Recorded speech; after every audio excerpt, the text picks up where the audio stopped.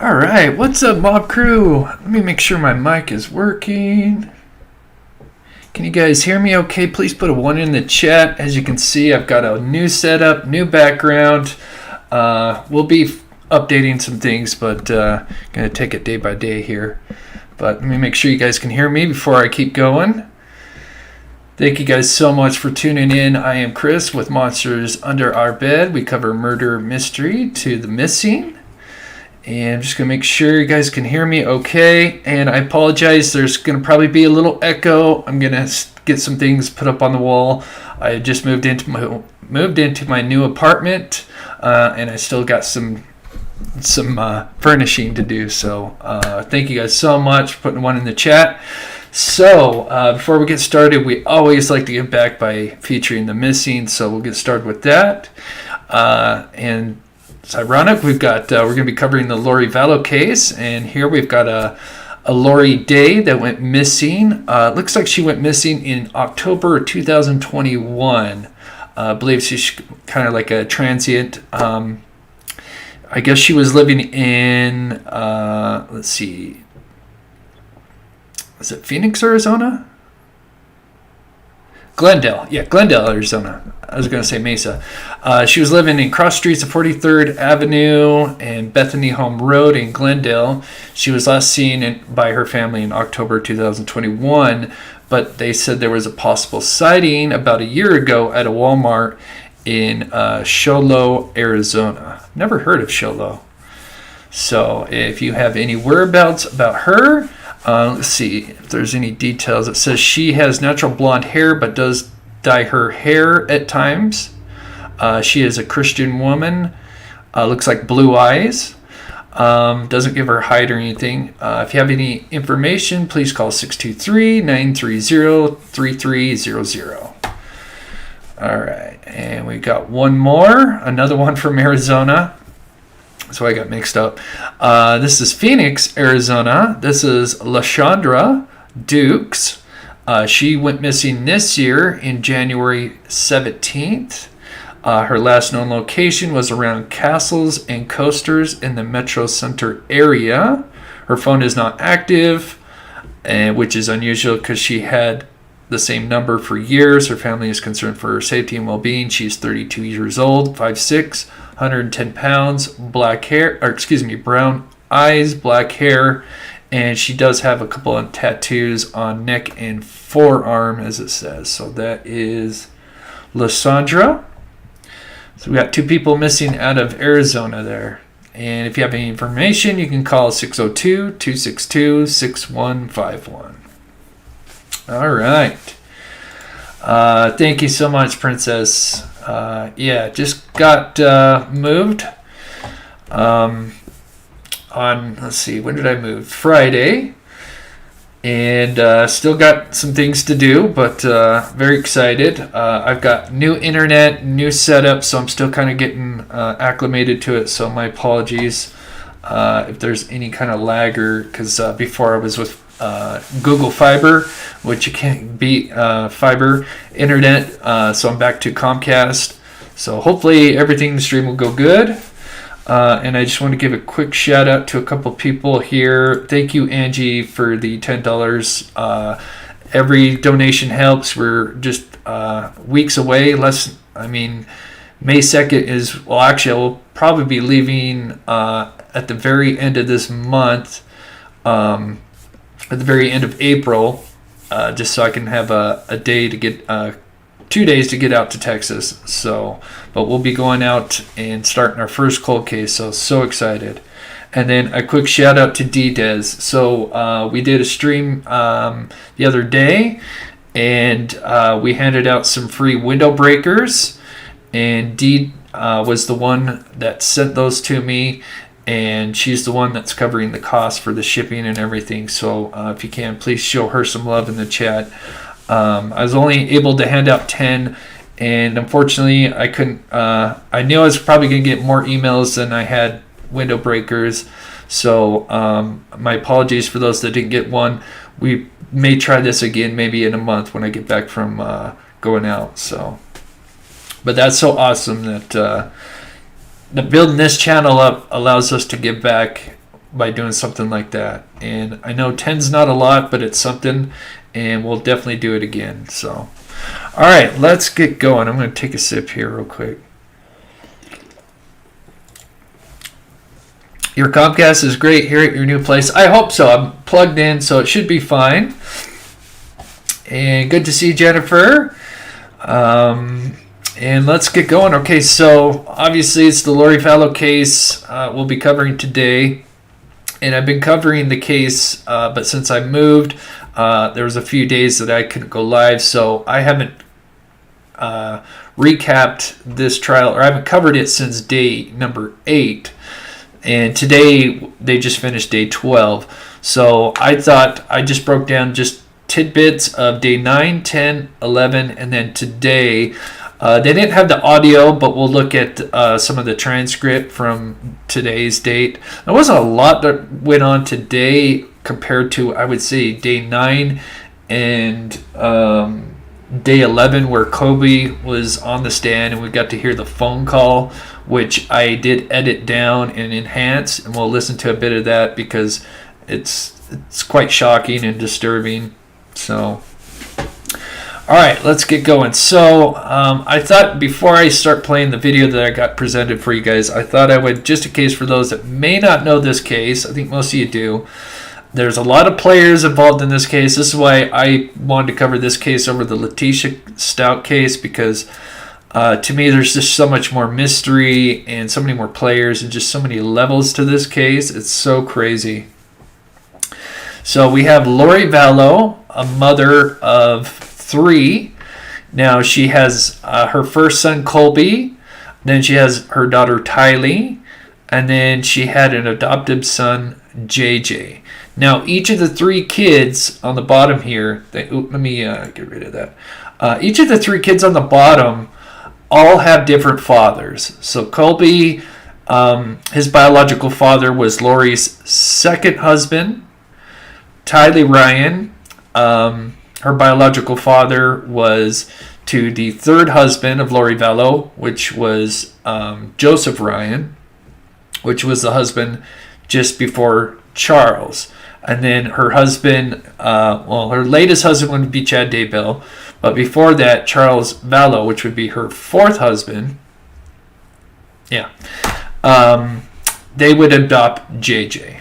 So we got the 3 kids, and we got Charles and Lori, who would be married for, I can't remember how many years, but quite a few years. But then eventually Lori started, she was into the LDS church, but then she's a very spiritual person, and she started reading the books of Chad Daybell. Chad Daybell is a guy that wrote books. He supposedly had a near-death experience, and then just supposedly thought, I guess in his near-death experience, he was showed beyond the veil, and he supposedly lived all these previous lives, and he wrote about that, and then he supposedly was going to be part of the 144, or supposedly going to kind of be the leader, I guess, of the 144,000 who would survive the Doomsday, which was supposed to happen in June or July 2020, but that never happened. So, and then we've got her brother Alex Cox, who is a major player in this. He is known as the family hitman and very close to Lori. And then we have in July of 2019, this is when it kind of really came to a head, is Charles is killed by an altercation between Alex. Charles came over to pick up JJ. Charles and Lori were I think they got divorced or were in the middle of divorce, and they had separated. She was in Arizona, and Charles came up to pick up JJ, and there was an altercation, and unfortunately Alex shot Charles.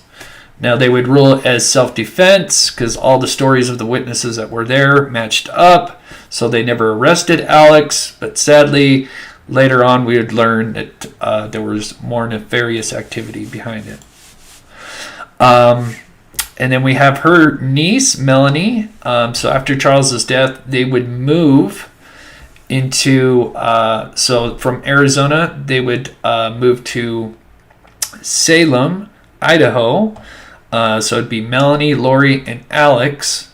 Chad was already living in Rexburg, Idaho, and that's just 15 minutes away from each other. And then September is when a lot of things go down. And as we'll learn, as a matter of fact, there's some interesting things that were released yesterday and today about September 8th, which is we'll get to in a minute. And I will get to the donations here in just a second. I just want to get through this timeline, and then we'll check chat here. So sadly, September 8th, JJ's life, 8th or the 9th, he's last seen on the 8th, most likely killed by his own uncle Alex. Actually, excuse me, Tylee, I'm sorry. Got that backwards. Tylee is last seen on September 8th, and then most likely killed either late on the 8th or the early morning on the 9th. And then literally a week later, 2 weeks later, JJ's life would be, he would last be seen on the 22nd, and either his life was taken late on the 22nd or early morning the 23rd. Same thing, most likely by his own uncle Alex, and both bodies would be buried in Chad Daybell's property. Then a month later, we have Chad's wife, Tammy Daybell, who would, her life, they thought she died of natural causes. They did exhume her body, and she was unfortunately died from asphyxiation. Excuse me. And then in November, Chad and Lori would get married. All right, so that's basic timeline in a nutshell. There's so much. So, all right, so we'll get into the audio. Let me see where this is here. Oh, I wanted to get to the chat real quick here. Thank you so much, Angie. Again, you are so sweet. Thank you so much for the support. Get caught up here. Chad cult leader. Yeah, it is. Was his mentor Jim Jones? No kidding. He's a guy that wrote books. Classic. Yeah, I've never read them, but I heard they're horrible. Thank you so much, Andy. You are so sweet. Yes, number 2. Number 3. Yeah. So actually, Vallow. Just before Vallow, her fourth husband, Joseph Ryan, who is Tylee Ryan's biological father. Yes, Joseph Ryan died, I want to say heart attack. Let me know in the chat. Some people think it's, just because of all the deaths that it's suspicious, and who knows. I wouldn't put it past this in this case. So, all right, let me get the audio set up. Okay. So if you're just tuning in, since, like I said, I haven't covered this case for a few days, I'm going to recap from day 9 to today's date. So that's day 9, 10, 11, and then today's day 12. I'm going to more focus on 11 and 12, but there are some interesting things because day 9 is Melanie Gibb. So we'll listen to a little bit of her audio. And then day 10, we have Zulema, who is... one of the followers, and then would actually get married to the hitman. So we'll play that, and so we'll get going on there. So this is Melanie Gibb speaking. And I apologize because you may have already said this, but was Charles the first individual that you ever heard Lori call dark? Yes. Do you recall where that casting would have taken place? The first time I recall was at Zulema's house. Do you recall who was present for that? Lori, Zulema, Christina, Nicole, Serena, and me. And those are some of the same individuals you'd previously mentioned, is that correct? Yes. And you talked about castings being kind of a prayer. Was there any other element to the castings? I guess so. It was definitely out of context for what I would, see anybody talk about in a spiritual level in any religion, but they would use terminology that to me sounded kind of like energy work, and so they would try to share words like disconnect or cords, like a cord was something you connect your spirit to your body, something like that. Okay, thank you so much, Angie. Gosh, you're so sweet. You're so awesome. I just want to answer one thing to clear up some of this. Such a hectic case. Where was it? It was Chevy that had that comment. Where are you? I'm still lost. Yeah, because there's so many layers. One thing I wanted to add with the context to what she's talking about. So, all these people that are dying. Now, there's two ways to look at it. Now, according to if you want to call it a cult, I try to refrain from using that word, but a lot of people refer to it as a cult. But all these followers of Chad and Lori, Chad devised this light and dark system. And I don't know how he made it, but he would basically did a family tree for Lori and Chad's side and their friends, and basically said that Charles Vallow was a dark spirit. So basically, dark spirit means that they're no longer Charles. It's no longer Charles. It's a dark spirit. Is somebody's taken over his spirit. His spirit's moved on, or no, his spirit's stuck in limbo. And for it to move on, they've got to kill the body. And then I guess eventually they just started calling them zombies. So we would have Charles, who would be a dark spirit, a zombie, and then eventually Tylee and JJ would be dark spirit zombies. And then we would learn that Tammy, last minute, would become a zombie. And so and then we'll learn down the road that Chad, of course, Alex the Hitman, Chad tells Alex that he is the warrior, and his main purpose in this life, because we learned that Chad supposedly lived a bunch of lives. Same with Lori and Alex, and he tells a lot of other people that follow him that they had past lives. But in this life, Alex is supposedly the warrior. He's supposed to be looking out for Lori, and so warrior, hitman. And then the other way you could look at it as these dark spirits. It just seems coincidental that all these dark spirits have either Social Security behind them or a life insurance policy. So here Melanie Gibb's talking about, so before they were killing these zombies, they were trying to do castings. So they would get together, or they would phone call each other, or even text each other and say, okay, we're doing a summoning, and they're trying to literally, summon the spirit out. They use different elements and words. I didn't use those type of words. I just talked about, my relationship with Christ. I do have it. So I don't recall exactly how everybody spoke those words, but it was their attempt to help convince the spirit to leave the body. And so to back up a little bit, when we talk about to convince the spirit to leave the body, would that be the evil spirit or the presence that had come in, or would that be the actual individual spirit? It would be the spirit that took over that particular person's body. Do you recall what Lori told you regarding where the original spirit from that body was? In the beginning, it was they would be. I believe it was they were either in the spirit world or spirit prison. I can't remember in the beginning. That's where they would be stuck sometimes between this world and that world. It kind of changed a lot, so I'm sorry if I'm not real accurate, but it was either they were on the other side, that they had moved on in the spirit world, or either somehow they were stuck or something like that. I think you indicated the casting that Chad participated at would have been after Charles' passing. Yes. So to the best of your recollection, would that have been the one for Brandon Boudreaux? That's what my recollection is. And just in case you're wondering, Brandon is now divorced, but he was at that time just got divorced to Melanie, which is Lori's niece, and wouldn't be surprised if there was some kind of life insurance policy there. I think there was. I can't say 100%. I'm sure maybe somebody in the chat knows.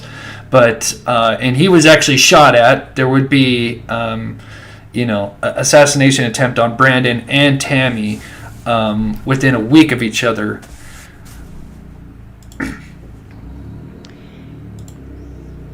And outside of the castings, were you ever told that anyone else was dark? Yes. Do you recall who else you were told was dark? So it was Charles. That was Brandon. No. Her brother, No. not Alex, but another brother of hers. Eventually her dad.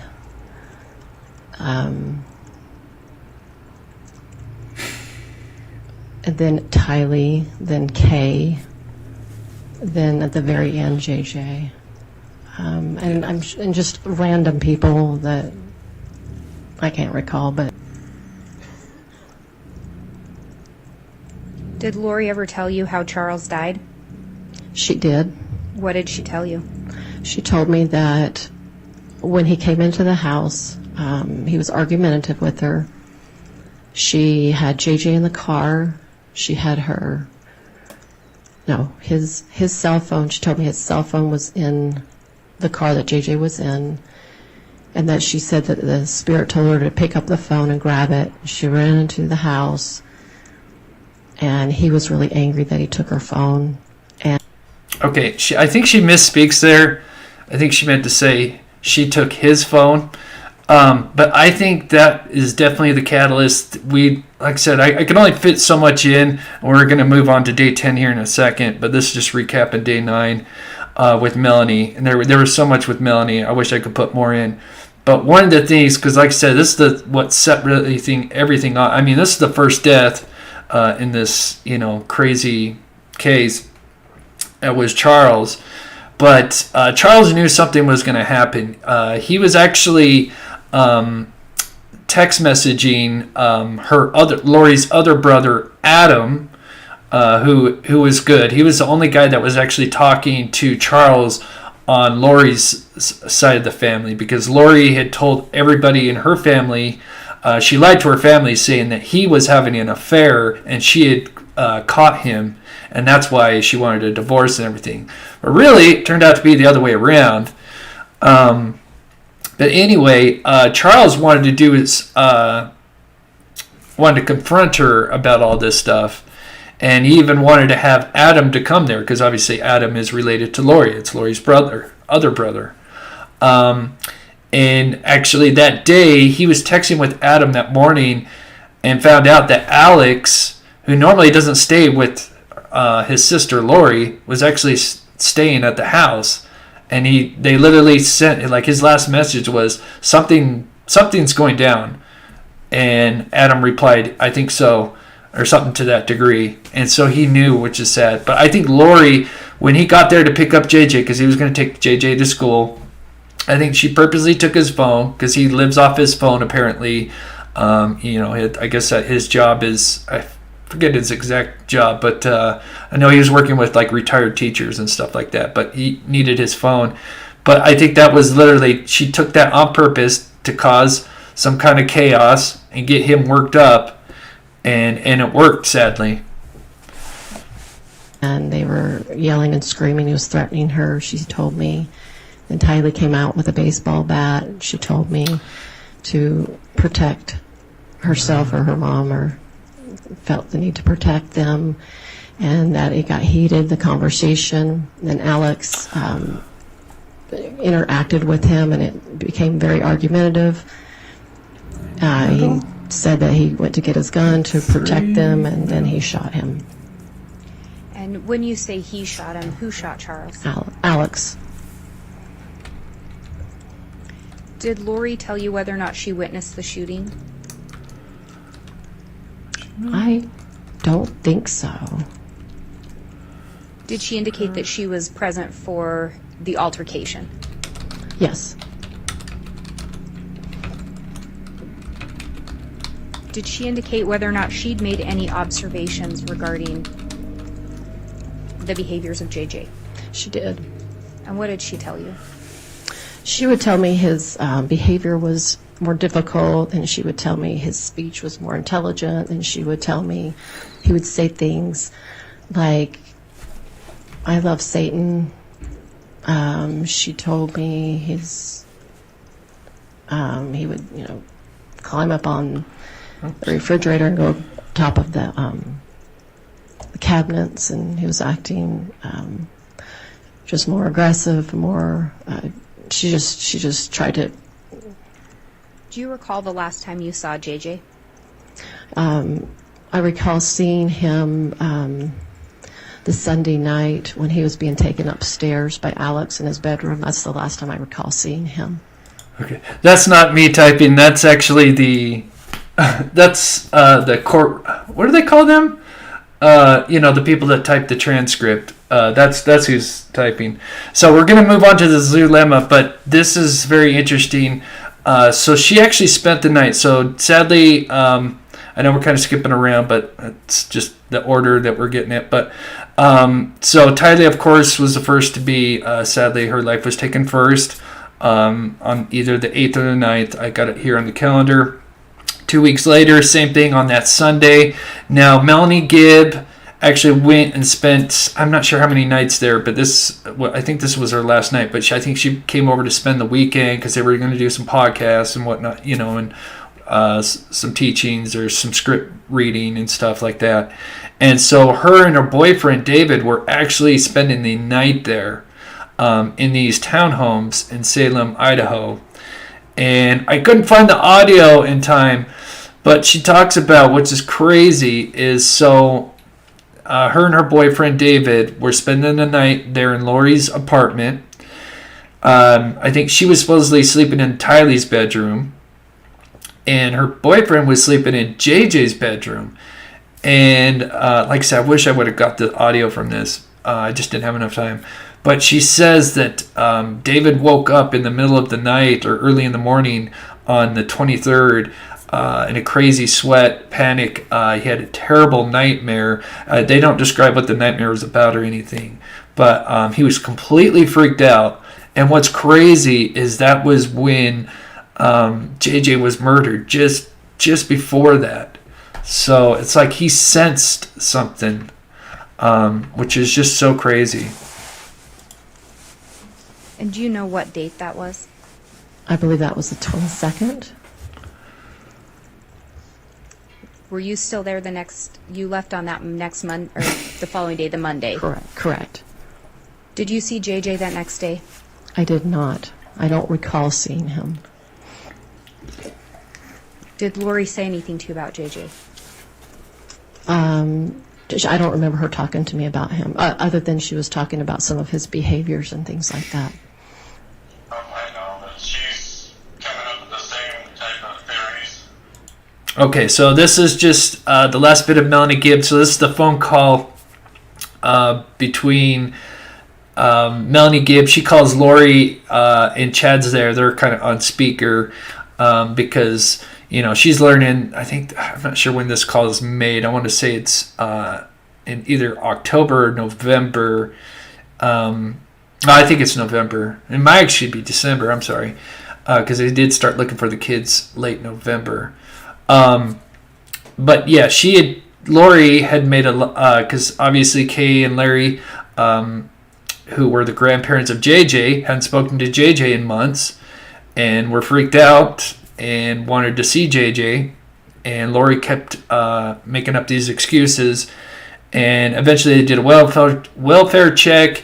They couldn't find the kids, and then Lori was saying, "Oh well, they're with she's with Kay Woodcock," but they said, "Well, that can't be because Kay Woodcock's the one that called this in."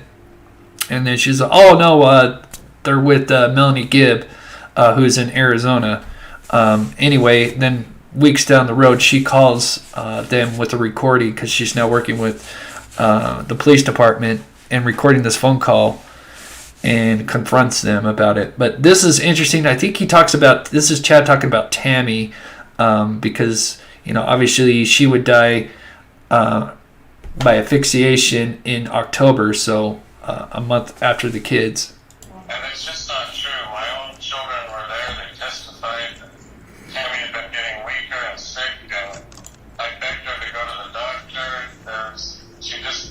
Her heart was failing her. She was physically falling apart. She hates doctors. And she just passed away.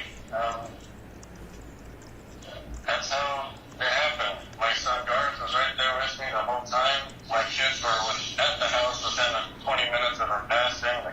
There were 2 coroners. They checked her out right there on the bed. All these conspiracy theories just make me sick to my stomach. Just absolutely sick. I know it's been told 3 years that Tammy would pass away at a young age. Things where you talk.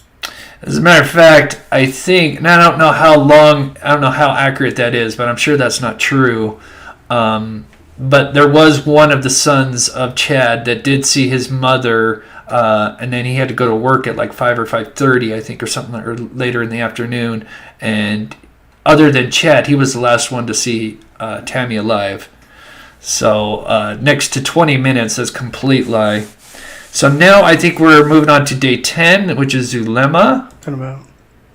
Or no, this is detective. This is detective.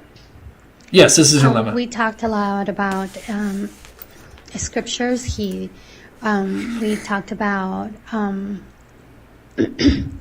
talks that we had read. We talked about our families. We were just getting to know each other. Just getting to know each other? Yes. Okay. And then between October 31st and, November the 7th, was the first time you kissed was October 31st, and then what happened in that week between October 31st and November 7th? Together? I'm sorry. Go ahead. And just for those that are new to the case, Zulema is obviously a follower and would actually end up marrying Alex Cox, but that would be very brief, which we'll learn what happens to Alex here in a bit. I'm sorry I interrupted you. Okay. I was just going to try to clarify a little bit. Was there anything significant? Were you seeing each other every single day between October 31st and November 7th? No, that would have been impossible because I was in Arizona and he was in Rexburg, Idaho. Okay. And my understanding is that on November the 7th is when he presented you with an engagement ring, is that right? Correct. And was that in Rexburg or was that in Arizona? In Rexburg. Okay.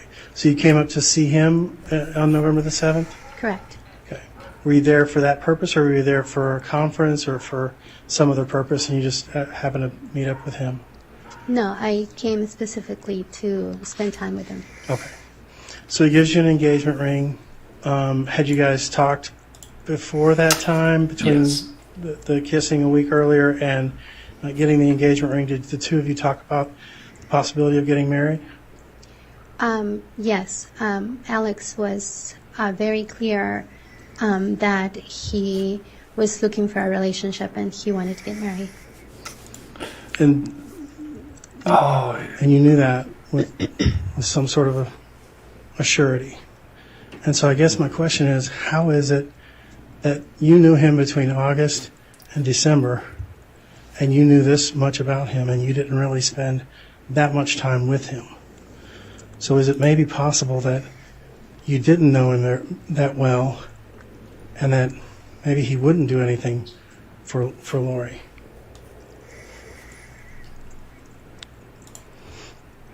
Yeah, now I don't know the LDS faith that well, but apparently, they like to get married because it's, not only are you married in life, but it's kind of like forever, and you're supposed to have like, a mate.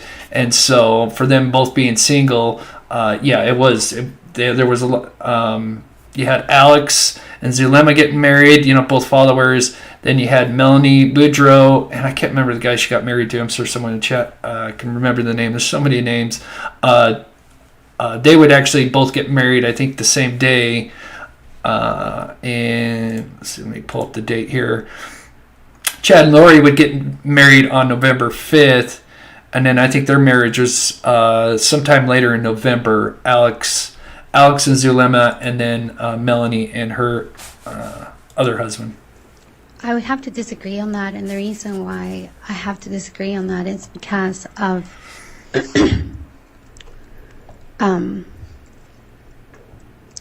the way that Alex expressed himself. Yes. Whenever he wanted to do something or make a decision on something, he felt that he always needed to have Lori and Chad's per se permission or okay. And to give you a couple examples of that would be when Chad told him in a blessing that he was going to be moving to Rexburg and that he would be one of the warriors in Rexburg.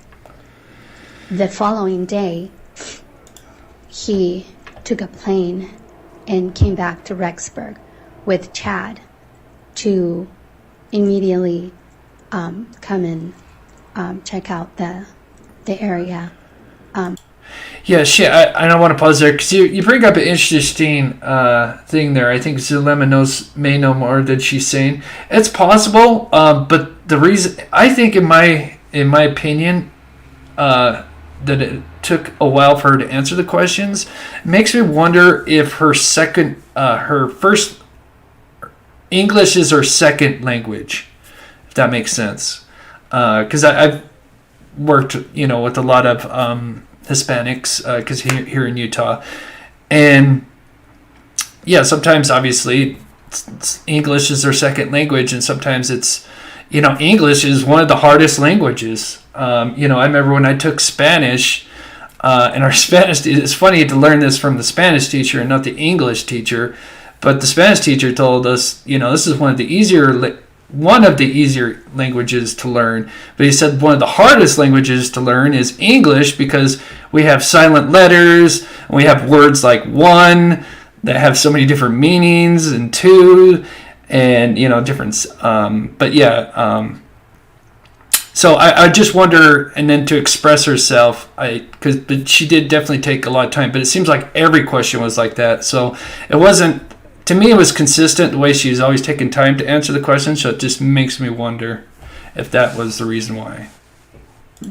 And he eventually moved up here. Do you recall seeing that? Eventually, but not right now. Okay. I guess what I'm asking is, you're saying that Chad told you, and I'm asking who told you. During this time, I was quite confused. I have to tell you the context of this because otherwise it gets taken out of context. That's what we're trying to do. During this time, Lori and Chad were really pushing me to move to Rexburg, and they continued to do that throughout this whole entire time.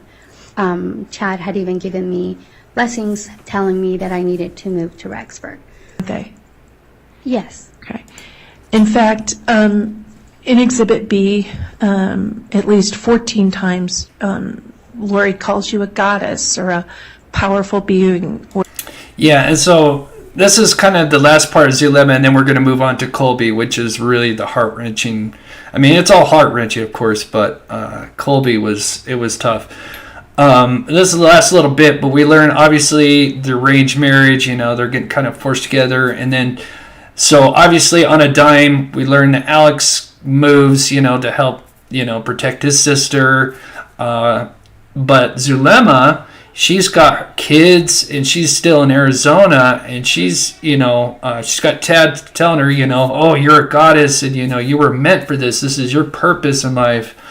And this would not, obviously, there's more people that would be told similar things. And so this is what they're kind of talking about. We're special. Yes. Okay. And she also would talk about your powers and your ability to influence the elements, wouldn't she? Yes. Okay. And so these texts, that's what she would say in text. Would she say similar things to you personally in conversations? Yes. And told him to move to Rexburg. So make sure I understand. He quit his job and moved to Rexburg. Yes, he even left a lot of his belongings in his house, and he broke his lease and moved to Rexburg. And one of his, do I have this right? One of his primary missions was to protect Lori? Is that correct? Chad and Lori were telling him that the only reason why he had come to Earth in this time was the sole purpose was to protect Lori. Okay. So that was Zulema. So that was kind of so we've caught up from day 9 and 10. Now this is day 11, which was yesterday. This is Colby Ryan, the firstborn of Lori Vallow, and her second husband, I want to say Laguna or something like that. I forget his name. I know I've got it up on the family tree. I'm surprised that he wasn't on the stand as long as he was. I thought there would be kind of like an all day into a next day type thing, but he wasn't on the stand as long as I thought there would be a lot more questions they would ask him.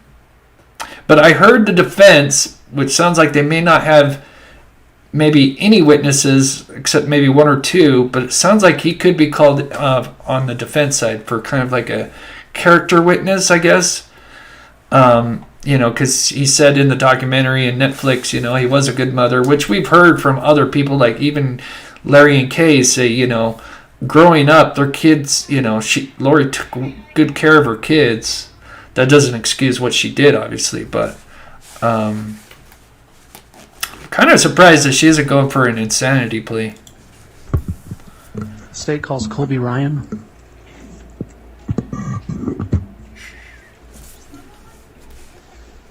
Yes, Where were you when you had that conversation? I was at work Okay. What time of day was it? around 2 or 3 p.m. Okay. And was it on the telephone? Yes, Did you call her or did she call you? she called me. Okay. What did she tell you about Charles Vallow's death? She told me that he had died from a heart attack. From a heart attack. From a heart attack. Okay. Did she say anything about him being shot? No. Okay.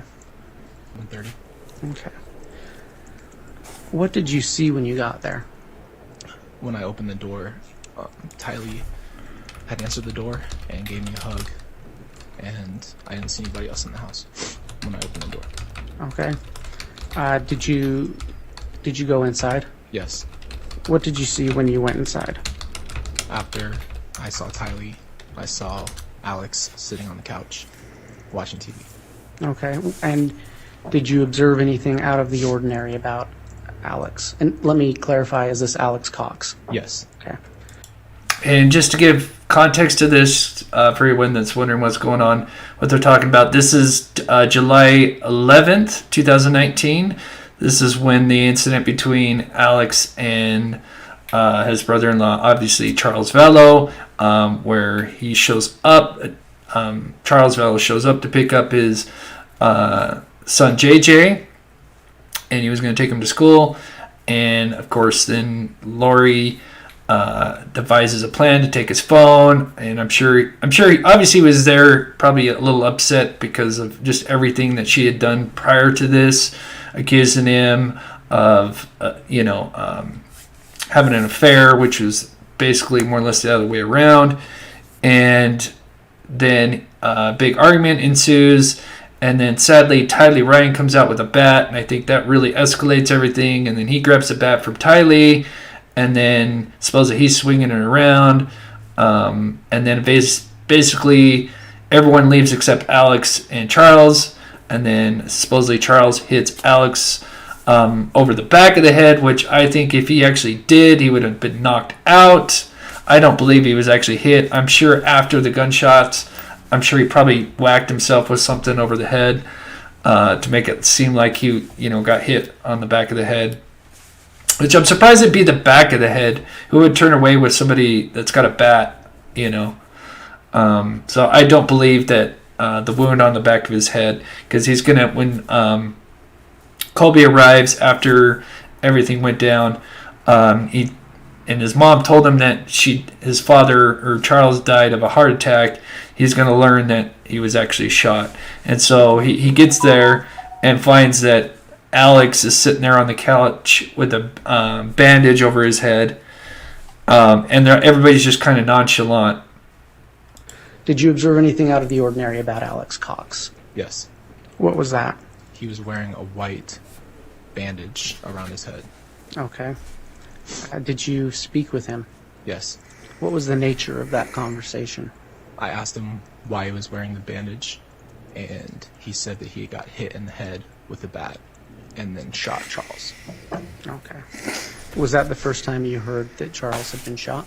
Yes. Okay. Did you see Lori Vallow that night? Yes. What was her general demeanor? Calm.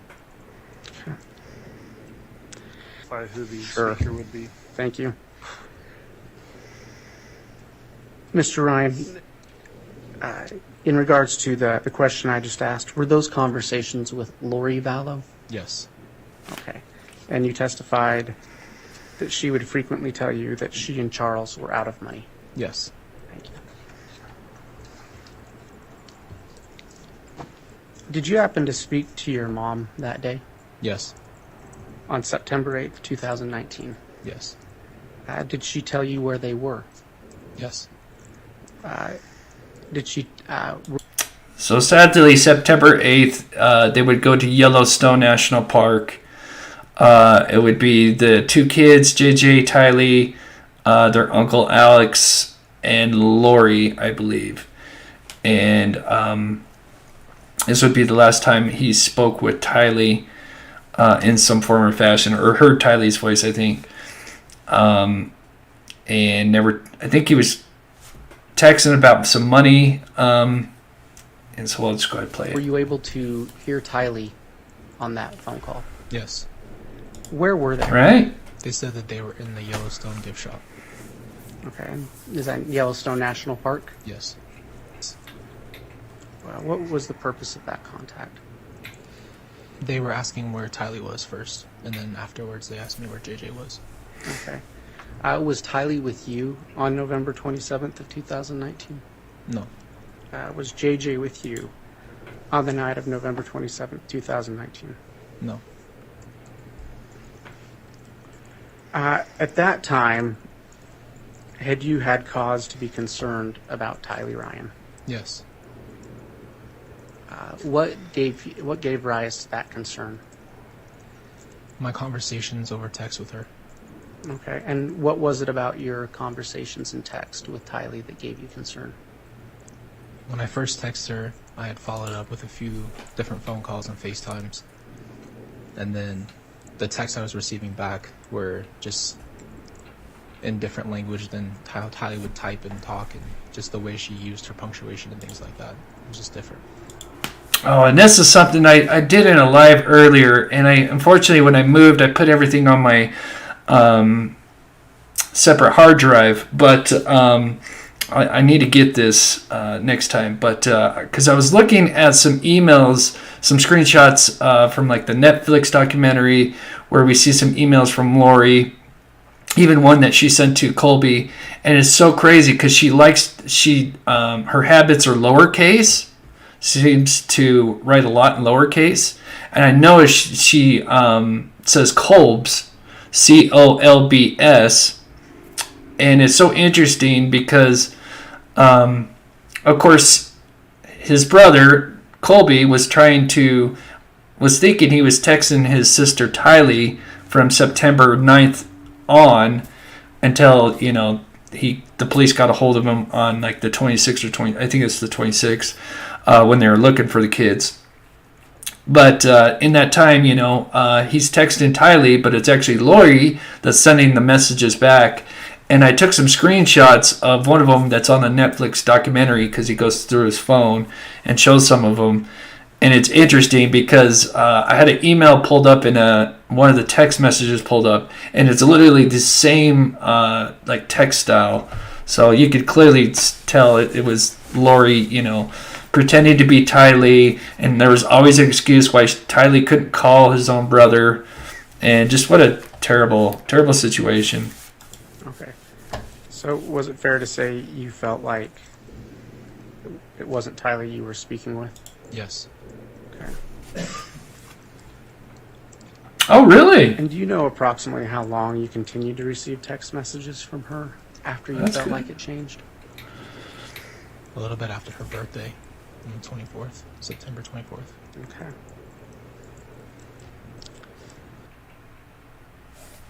Okay, so here's the phone call. We won't listen to the whole thing, but I don't know when the date, because I've been trying to get the date, but this, I think they played this part of this in the Netflix documentary, but they never played the whole thing. I did enhance it, so if you've heard it in just the audio, it's kind of terrible, especially in the beginning, but I tried to edit down all the clicks and stuff. But it's so disgusting because there's a point in it where his mother actually laughs after he confronts her about everything. It's so disgusting.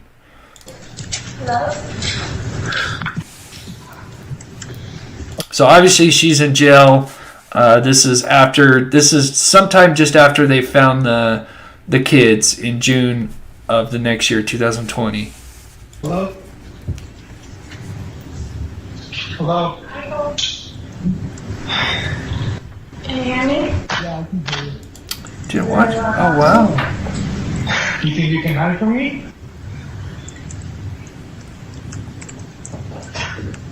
I'm not hiding. You just quit talking to me? Probably because you murdered my siblings. That's probably why you stopped talking to me. Maybe you should understand. I didn't. I'm sorry that you feel that way. You didn't do anything, right? Mom, I've prayed for you in my worst moments. I prayed for my siblings who swore to me we're okay. I thought I could trust you. I thought that you were a completely different person. I don't know a murderous mother. You can make judgments when you weren't there and you don't know what happened. What happened? Everyone's making their own judgments. Mom, you've been shoving DS down my throat for a very long time. I'm gonna talk to you. You can be mad. Sweet. Hey, listen to me. I'm not mad. Listen to me. Fine, listen to me. I sat there and prayed. I can't tell you the amount of pain that I have felt from your decisions in Jesus Christ's name. It kills me to watch you sit here and tell me this is a trial. It kills me to watch you take the victim's route and say that this shouldn't have happened to you. When you are telling me that Chad Daybell came into your life and all of a sudden everything changes. And I'm talking about my spirit feels this. I prayed. I trust. You know what? It's in mono and it's only in one speaker. So if by chance you got like a stereo, I'm sorry, it's not stereo. So it'll only be coming out of one speaker. When I uploaded or made this, I forgot to put it to stereo. So it is, the audio's there, Karen, but you probably only got the left or the right, whatever you're using. And I'm sorry. So you're probably listening to, if there's any way to switch to stereo. There is sound, but if you're only listening to the left or right, I can't remember. I think it's probably in the right. I gave you every chance I could past my own limitations as a human being. I pushed past all of everything to try to get to you, help my own mother.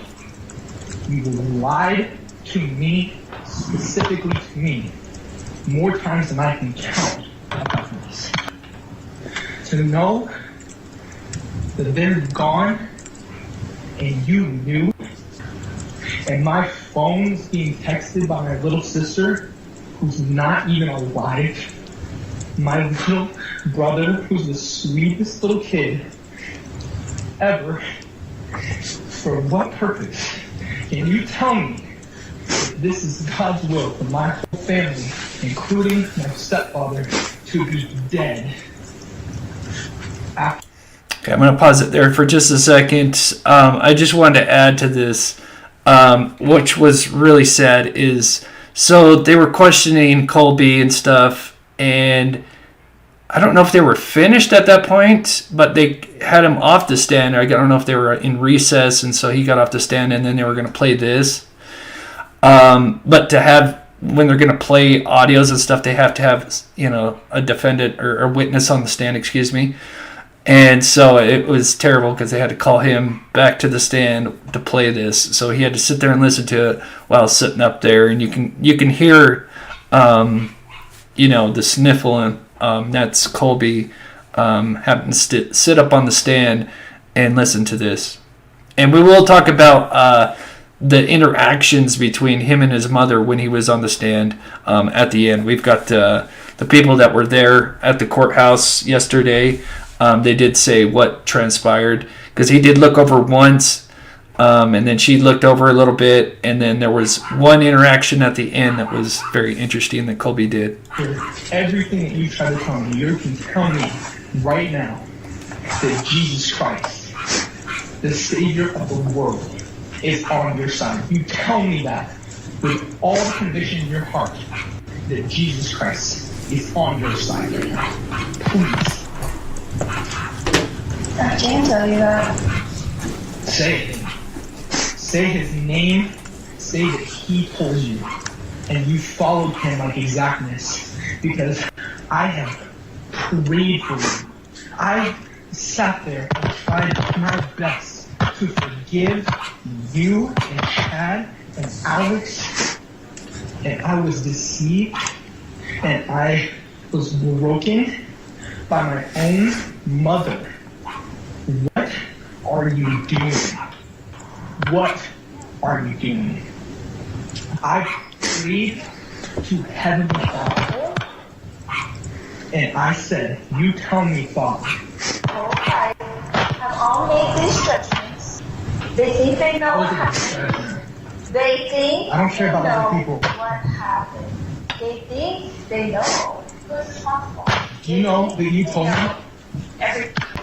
Do you know what you told me? Because you weren't there. So You're right.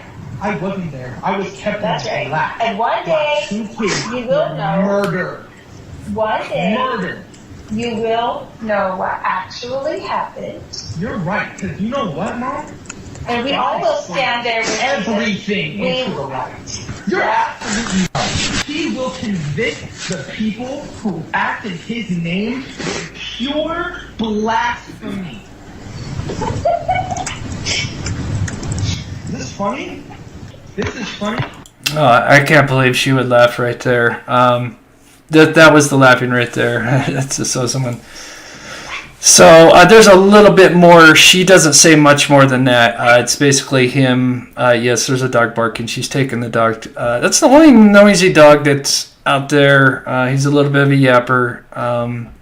I'll have to get some stuff for the windows to kind of plug that up a little bit. I was kind of curious if you guys could hear that. But all right, so we're going to move forward here. But yeah, there's a little bit more to the call, but for the most part, she doesn't really say much. He, tries to call her out, and she, eventually she doesn't even say goodbye or anything. I don't know what happens. Like, he's talking, and then the audio ends. So, and let me get caught up here.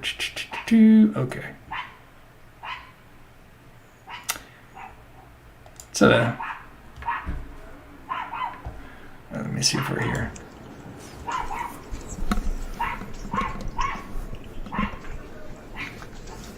Mr. Sari, do you recognize this document? Okay.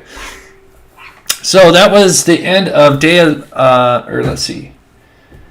Or no, that was not the end of day 11. So that was the first half of day 11. Now, the financial part of yesterday, the final part of yesterday was the financial trail, which is interesting. There's not a lot, but I got a little bit of it.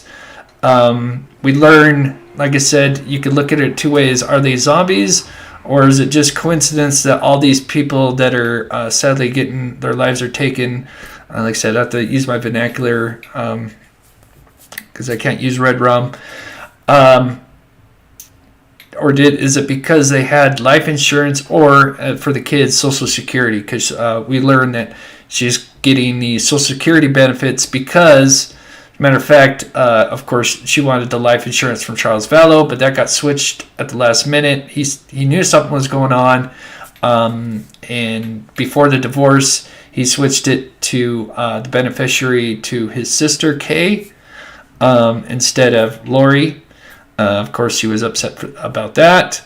But when he died, the kids, she, because of the kids, got basically almost $2,000 per kid per month. But we will learn how much she got between October 2019 and the end of January 2020. So 4 months, or give or take, she makes over $20,000 just in Social Security and different benefits. I do. What does it purport to be? It reports the change of bank account direct deposit information for Tylee Ryan that occurred on or about August 20th, 2019. And is this, did you review this document as part of your investigation? I have. Okay, and is this a true and accurate representation of the records kept by the Social Security Administration? Yes. Your Honor, I'd ask that that State's Exhibit 114C be entered into evidence. Any objection? Who is that letter addressed to? Lori Vallow for Tylee A. Ryan. Okay. And under the section, What You Should Know, can you just read that first paragraph? As you requested, on or about August 20th, 2019, we changed Tylee Ryan's direct deposit information. We will send her direct deposit. We will send her Social Security payments to the new financial institution or account you selected. Thank you. Pursuant to your investigation, are you aware of when Social Security payments for Tylee Ryan ended? Yes. When was that? In or about the month of January 2020. Why did they end? Based up. So one of the reasons why they end, he doesn't get into it, but of course, so they started looking for the kids since obviously they had been missing for months, and it was officially started. They started looking into the kids in November 26, and then they started obviously doing search warrants. Can't find the kids, and then of course Lori and Chad, they skip town and they go to Hawaii. And while they're in Hawaii that next year in January, they catch up to Lori finally and serve her papers on January 25th. And she has 5 days to produce the kids. Of course, on that 5th day, January 30th, she couldn't. And then she would be arrested a month later, February 20th. Upon Social Security having her benefits suspended on or about January 3rd, 2020. Okay, and why did Social Security suspend those benefits? Due to the children's whereabouts being unknown. Okay. Pursuant to your investigation, did JJ Vallow receive Social Security benefits? Yes, he did. Why did he receive benefits? Based upon his father, Leland Charles Vallow, being deceased in or about July 2019. Okay. And how much did he receive per month? Approximately $19.51 per month per month in the year of 2019. Okay. When did those payments begin? They began on or about September 18, 2019. And do you know when those payments stopped being dispersed? Yes. When was that? In or about January 2020. Okay. And are you aware through your investigation why they ended? Similar to Tylee, based upon the child's whereabouts being unknown. Okay. Thank you so much, Miranda. No, it's not a poodle. If you want to give it another guess, but I'll tell you in a bit. But no, it's not a poodle. Close.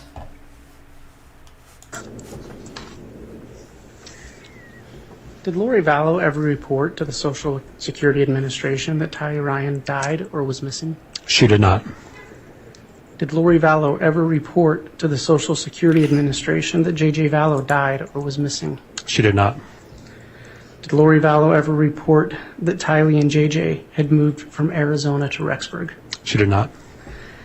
Okay, I'm going to skip it forward here so I can get a little caught up because we've got a little bit to go through. Establishments. Okay, so during the rest of yesterday on the financial, actually they even went into the financial today as well, but they did notice that Tylee Ryan, because she had her bank account, and they noticed that her spending transactions would usually be in person, and then they noticed right after September 8th or 9th, most of those purchases after, which would be Lori, were done online. So that was kind of a paper trail that showed that clearly there's inconsistency from before when Tylee was alive to after, that the way her money was being spent was different. In mortar type establishments, she spends a lot of time at convenience stores and fast food restaurants, shopping centers, and those types of things. And that is the overwhelming majority of her spending on this account is for Tylee's account of the 3 purchases on days. And it also shows her movements. Her last in-person purchase is showing for 2 McDonald's restaurants in St. George on the 1st. I need to make a clarification if I can. You see the date in the... Okay, I'm going to skip this forward a little bit more. Our last deposit for attendance is showing a transaction that was made on 9/20. Account for the Chase Morgan account. She is very active in that account, making daily... Right above that, and under the part where it says reason for leaving, it reads, bringing children to attend BYUI.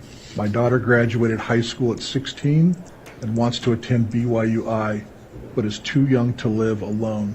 So I am coming with her, relocating. Thank you. From his testimony in open court. Okay, so this, so that was pretty much it for day 11, which was yesterday, which was part Colby, and then financials, and then the first part of today was financials, finishing up with the financials. But this is a recap, and they talk about what happened in that court when Colby was in there, which I find very interesting. A lot of hurt, a lot of anger. Those were 2 emotions that I saw throughout his testimony yesterday. He got very emotional when they showed a big picture of Tylee and JJ on the screen. He started crying, and the big jailhouse call was the big reveal yesterday, Jesse. Okay, well, we listened to this. I'll show you how much she made in that 4 months from all those people. So I'll play this, and I'll pull up the amount. Talk to me about it. What was the call for people who don't know? Well, the call was typical Lori. Colby's just calling her out. You murdered my siblings. You buried them in your husband's backyard, and you left. And, of course, in true Lori fashion, who is exalted and translated and above everybody, kept telling him, you don't know why. You weren't there. You don't know what happened. And you could hear Colby's frustration where letting her know he was angry. At one point in a very bizarre exchange, Colby's being very serious about stuff. This is a heavy issue.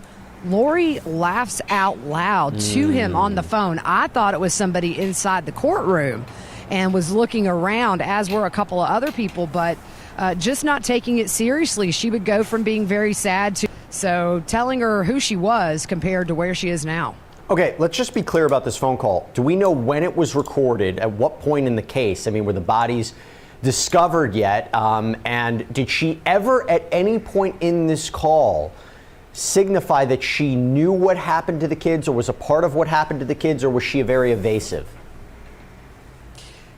I'd say more than anything, it's almost as if she was alluding to the fact that she knew. She said, you don't know what they went through. You weren't there, which was very cryptic. but she didn't really avoid anything. She said she had Jesus on her side, and Colby said, well, say right now, say his name, that you have Jesus on your side. And she just said that for the board, really, that call. Okay, you know what I'm going to ask you. I know what I think about it. What was the jury's reaction to listening to this phone call? Well, they were shocked to see Colby on the stand. As you know, I really think a lot of these people have no clue about Lori Vallow, probably assumed Tylee and JJ were her only kids. So seeing her adult son come in and testify shocked a few of those jurors. During the phone call, you could see the pain on their face for Colby and just having to sit here and endure this, where she's just not showing an ounce of remorse. And I don't think that was lost on the jury. They looked at Colby, they looked at Lori to see her reaction.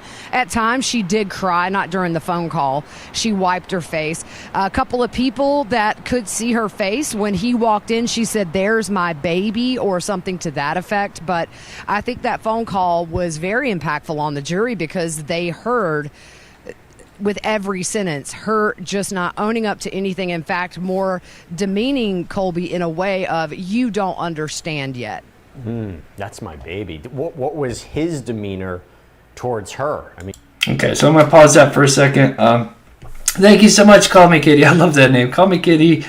Thank you so much for becoming a member. And speaking of members, now would be a good time if you're not, or become a Patreon, because as we get closer, when we go out on the cold cases, we're going to have a lot of material for the members and the Patreons. And I always try to upload at least something once or twice a week, do something for my Patreons and my members, either a live show or just something behind the scenes.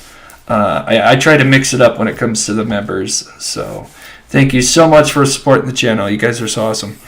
All right, this is what I find really interesting, is the reaction, which I really wish there was cameras to see the interaction between Colby and his mother.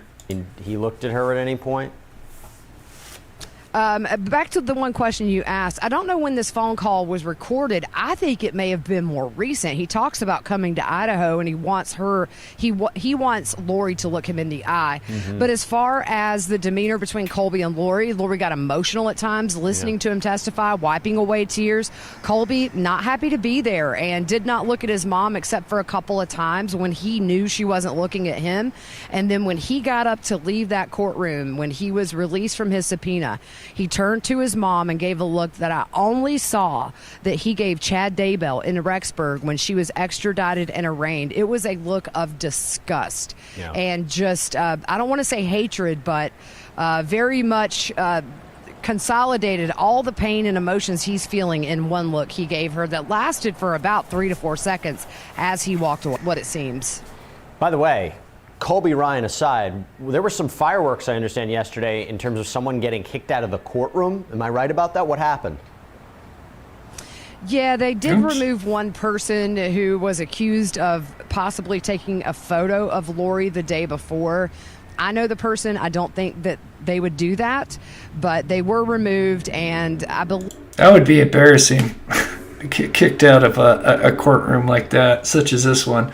But this is interesting what they're going to talk about here, because you do hear it in the audio. I believe they're going to have a meeting this morning to see about getting back in. They're very serious about it because they are allowing laptops and cell phones. We've had problems with everybody's ringtones going off from, Janis Joplin to rap to just the annoying standard iPhone ringtones, and they've been very understanding, but and that has just in a few times that I've listened to, I listened to a lot of the audio, but that has happened quite a bit. And the judge has been pretty good about it. I'm quite surprised.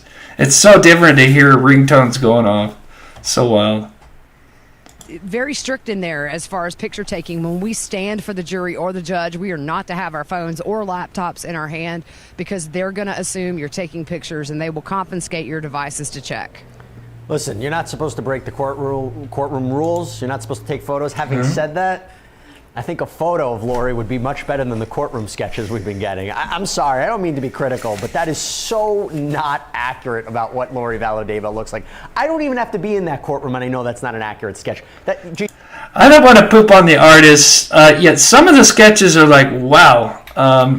okay, they're kind of like this one here, for instance. Some of them are really good. I am not an artist in any sense of the word, so I can't be talking. But like this one here, it is pretty I know you know who this is, except for the locks, and it's like, okay, that's Lori. But and then others are really good. It's so weird. It's like 50-50.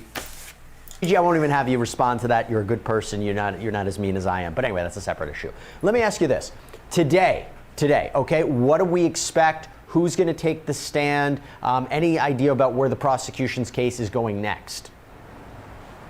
Yeah, to me, it's flying by. I mean, we've already heard from when they found the kids' bodies, the welfare check. We've already heard from some families signed over Tylee's Social Security benefits from Tylee's bank account into hers. I think we're going to get a little bit deeper into that. But, you know, the defense really isn't doing any lengthy cross-exams on any of these witnesses. I think it's moving this trial right along. Yeah. So I'm not sure that this 8-week estimate they have is even close. I think we could be in a couple of weeks getting wrapped up a bit. And I agree. It does. Like, the defense has nothing. I mean, even their opening argument wasn't an opening argument. They just went over like the logistics of just being a jury pool and what they had to, you know, the rules and everything. There was nothing.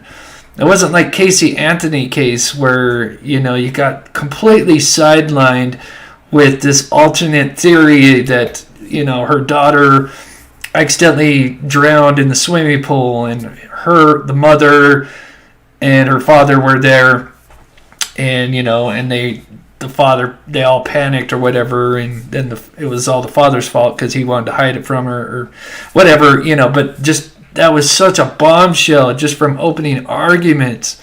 But this was complete opposite and been through so far through the trial. Not much defense. Quick, before I let you go, Gigi, what about the defense? Do we have any idea if they're going to call, who they're going to call, how many witnesses, or is it going to be a relatively short defense case? Totally just rumor that I've heard by now, but I've heard if they call any witnesses, it would not be many. Mm-hmm. So it looks like this is mainly going to be a state's case. I think the defense is happy death is off the table. Yep. This is all very damning evidence against her. It's hard to really fight it. All they can do is call in the credibility of some of the witnesses that they've done. And so I don't know. I think this case is going way faster than anybody anticipated because the defense is just happy she's not facing death, and maybe they know in the back of their minds that's the best they could have got. Totally agree. Okay, so we got about 20 more minutes approximately, almost done here, and I think you guys taking the time to watch the channel. Just a little bit more to go through. So there was, like I said, today's day, I don't want to say it was bland, but they did a little bit of the financial, but there was a couple of little interesting things that that I found in today's testimony. And it happens to do with September 8th. It seems like whatever on September 8th, which obviously was when Tylee Ryan was last seen, I think they, like Chad and Lori, made a decision to go through with all these terrible things. Obviously, Charles had already been killed, but with the kids and stuff and their future plans. And we'll talk about that in just a second. Let me get it set up here real quick here. So, thank you, Sharon, so much. Great reporting as always, Chris. 13 months. That's so crazy. Thank you so much, Sharon, for that support for so long. That's so awesome. Yes, I did. I got moved. I know. I apologize if it's a little echoey. I'm going to fix that here. So I appreciate you guys. As I get this set up, I'm going to quickly just plug, because I forgot to earlier, I'm just going to quickly plug Liquid IV real quick. It's just a 40-second thing while I get my thing set up here. What's up, Mob Crew? How would you like to feel better about what you put into your body? This all-new product called Liquid IV is taking hydration to the next level. Liquid IV's Hydration Multiplier is a great tasting daily electrolyte drink mix that utilizes the breakthrough science of cellular transport technology to deliver hydration to your bloodstream faster and more efficiently than water alone. Just add the non-GMO electrolyte powder to your water and let CTT do the rest. It comes in tons of different flavors like strawberry, grape, lemon, lime, and much more. Just add the powder to water and get the hydration your body deserves. They have powder for energy, hydration, and even one to help you sleep better. If you'd like to learn more or purchase some, go to this link down in the description of this video. And if you use the code TheMobCrew during your checkout, you can save up to 20% on your next order. Hydrate now with Liquid IV. Thank you. Okay, you guys are yeah, it's a Yorkie. I'm pretty sure it's a Yorkie. So someone I think got it answered it right earlier. I don't know who it was, but someone did get it. Okay, so today's recap, like I said, there wasn't a lot. They kind of finished with the financial trail. They did have her friend April Raymond, who was the friend that lived in Hawaii. She testified a bit. Then they had, and then another detective. But this is just the highlights from today, which I found the most interesting. And like I said, it's something was going down on September 8th, more than just, Tylee Ryan. So we have, I can't remember, is it Douglas? Yeah, Douglas. I'm not sure if it's a detective or what. He said, I found in my research on September 8th that Colby had requested Tylee to send him a Venmo payment. Now, at that time, we learned that Lori was controlling, obviously, Tylee's bank account and would eventually drain her funds from her account. Lori would drain, after her disappearance, would drain her bank account, even into the negative, into Lori's own account. And then also on that same date, September 8th, Chad Daybell searched the wind direction, which I think is very interesting. That is the day prior to when Tylee would be buried. And remember, they would burn her body. So I think that's very interesting that he searched the wind direction. So really weird. Then we also have Tammy's life insurance increase was requested on September 8th. Then after Tammy died, Chad made large purchases, including a family trip to Knott's Berry Farm.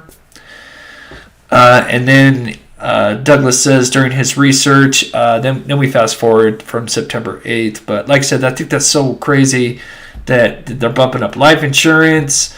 He's looking at wind direction. Just a lot of weird things going down on September 8th. But, they have a get-together. And then we have when they found the bodies in June, on that day that they were searching the property, apparently Chad sent a bunch of money to his kids. He transferred, so there was three transfers of $8,000 each from his Mountain America bank account to three of his kids. The transfers occurred while the officers were searching his grounds. So I don't think that looks very good, especially if that's like before they found the kids. So if that's 9:50 to 10 a.m. So I don't think they exactly had found them yet. I'm not sure the exact time when they found him. I know it was earlier in the day, but clearly, and then of course he would try to, as soon as they started finding something, he would try to run away, but they would quickly bust him. So, and then one more thing, and we did actually kind of talk about this earlier, so this is, but they were looking at Charles Vallow's phone because Lori did, in my opinion, purposely take it. She said she was compelled by a spirit to take the phone, or I don't know if it was by JC, the big guy upstairs. But I think the word spirit is used, but she takes his phone, and then so they track his phone, and so here's kind of where she went just after he was killed by Alex. And one of the things that stick out is that she clearly took her time driving around, and that the 911 call came in at 8:36 a.m., but he got there way earlier, so I think obviously Alex did call 911 right away, probably trying to get their story straight. And then we have her visiting Walgreens at 8:15, and literally she's got Charles Vallow's phone, and so they're tracking her where she goes to all these locations. So she goes to Burger King, then she takes JJ to school, and then they go to Walgreens, and then she comes back. Oh, and then I think, let's see, days later. Oh, it's days later. But yeah, they buy some flip-flops. But so just absolutely terrible. And so that's pretty much, let's see, is that caught up for today? Yeah, because then it's April, Ryan. And here's the last thing we'll play. With breaking news out of Idaho in the Doomsday cult mom trial. We want to go straight to Boise, Idaho, where our Court TV legal correspondent Shanley Painter has been there covering all the court. And no, actually, it was September 9th when he shot the raccoon. That was when Tylee's body was buried. I announced, we've got breaking news just a couple of minutes ago. Didn't know what it was. Shanley, what have you learned? Great to be with you, Ashley. That's right. Court TV has exclusively confirmed with Lori Vallow's defense team that Chad Daybell, her husband, will not testify in her trial as it unfolds here in Boise, Idaho, Ada County Courthouse. We had speculated a while that he could possibly be someone that comes into this courtroom to testify. He's an alleged co-conspirator, as you know, Judge Ashley. But now we know he's not any part of this case. We will not see him on the witness stand during her trial. Shanley, there's been so much speculation about that, and I just have to take it a step further because, some people watching this think she's the mastermind. Some believe she's not the mastermind. She was following his will, so to speak. But the reality is, if we know he's not testifying, she may choose to get on the stand and throw him under the bus. That's right. I think that's her only play, to be honest, because like I said, there is no defense in this case whatsoever. Camilla says, for your trip, Godspeed. Great show with all the twists and turns. Crazy what people will do for money. Exactly. When you just break it down, all these deaths suspiciously have some kind of Social Security, life insurance, and every time I think of life insurance, I just can't help but think of that chapter and Mike. I love him and his little party dance. I almost want to get that, see if I can ask him if I can clip his little party dance and maybe have that up as like one of our little gifts that play, because I love that little party dance and I love that chapter. He's one of the ones that inspired me to do a YouTube channel, so shout out to that chapter. And shout out to Camilla. Thank you so much for the $5. So that's pretty much it. I'm curious to know, what do you guys think? Lori or Chad? Who's the mastermind? Or do you think they're 50-50? But for that, I think that's pretty much it. We are caught up. Trying to think there was anything with April's testimony that really stuck out, but there wasn't too much. Yeah, the calendar really helps. I saw somebody talk about that. Because a lot of people have done timelines, but to me, the calendar really puts it in perspective. You see how much, and I don't even have a July in there, which you have, the first part of this chaos, which is Charles. So I really should add July and August to the left. But just all the chaos in just 4 months is just crazy. You know what? I will do a poll. I might cover this. Okay, so what's coming up on the channel? So I spoke with Aiden Clune's mother, Amy, because, after we go to Texas on May 2nd, come back a week later on May 14th, I believe is the day we're going to go out for Aiden Clune in Wells, Nevada. So we're going to have his mother on the show. Now, it was supposed to be tomorrow. She called me, or we talked late last night. She wants to push it to Friday, so not tomorrow, but Friday. So I may actually just do another live and recap the latest on the Lori Vallow, because there's so many people covering the Letitia case. It's like I can only do one or the other, and I know this case way better than the Letitia Stout case. And plus, I just figure everybody's covering the other case. And to me, they're both crazy, but I think this one's just got so many more layers to it, and there's still so many more secrets. I think that will be uncovered, in my opinion.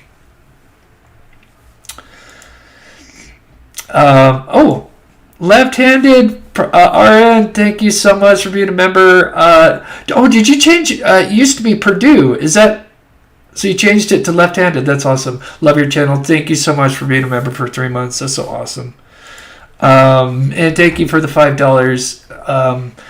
Everything, like I said, everything will go, as much as it can, will go towards this trip and our equipment. So I really appreciate you guys. I do have a new pet outro, but I just didn't have it ready because I had to add a couple of animals and I messed up some of the words. So I will have it ready the next live show, I promise. But I do have a new pet outro that will be ready the next live, I promise. I just got sidetracked with moving and all that stuff. And then just one more time, shout out to my mods who do a wonderful job. Karen, Jennifer, Dee. I don't think I've seen Copper Horse. All the members that support this channel and just everybody. Please, if you could, hit that like button before you leave. You guys are awesome, taking the time out of your day to watch the show. And like I said, we're trying to build this into something like, and I hate to use this example, but like AWP, but with, but with a better reputation. That's the word I'm looking for. And that's what we're going to be. So, I love you guys. Oh, it's not Purdue, Chris? Oh, it's a different left-handed RN? Oh, okay. My apologies.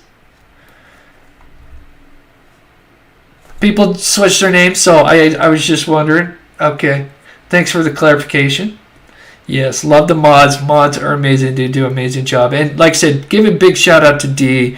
She did those window breakers. We actually handed out 10 the other day. I'm going to be sending those. That was really cool that we get to help some people out. Yeah, it's only 10 people, but that's 10 people that have window breakers or will have window breakers. And eventually we'll do it again and something similar as well.